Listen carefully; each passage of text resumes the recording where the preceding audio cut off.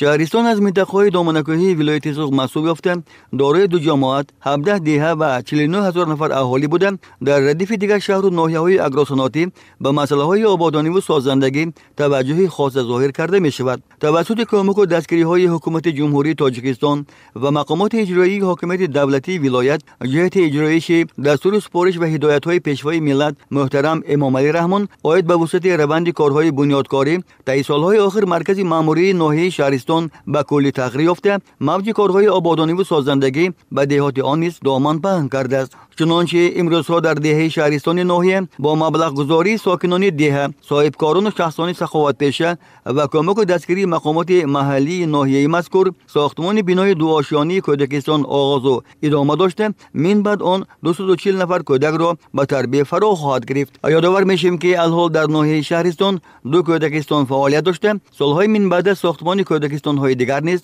در نظر داشته شده است.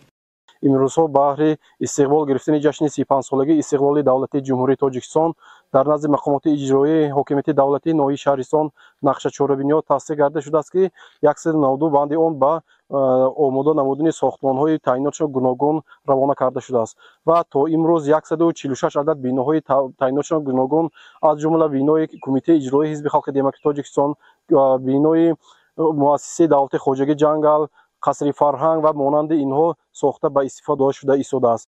در روند کارهای بنیادکاری و سازندگی به استقبال 35مین سالگرد استقلالیت دولتی جمهوری تاجیکستان در ناحیه شهرستان با دستگیری و مبلغ گذاری مقامات اجرایی حاکمیت دولتی ولایت، بنیاد انشاءات‌های مختلف کار و خدمت رسانی، ورزش و تندرستی و معارف به نقشه کاری گرفته شده. در این سمت فعالیت با مرام ساختمانچان راه اندازی گردیده است. چنانچه امروزها با مبلغ گذاری مقامات اجرایی حاکمیت دولتی ولایت در شهرستان بنیاد دو مکتب زمانوی ادامه داشته، باز بینایی با حشمت مکتب سیوم لوحه کشی شده ایستاده است. در مجموع طبق معلوماتی به ما رسیده، الحال در ناحیه شهرستان ساختمان بینای 4 عدد مؤسسه تعلیمی ادامه دارد. یادآور میشیم که ساکنان ناحیه شهرستان با جانبداری پور از سیاست سازنده پیشوای ملت محترم امام علی رحمان و شکرگزاری از صلح و ثبات و آرامی و آبادی کشور برای رشد اجتماعی اقتصادی سرسبزی دیارمان سهم گذاری کرده ایستادند.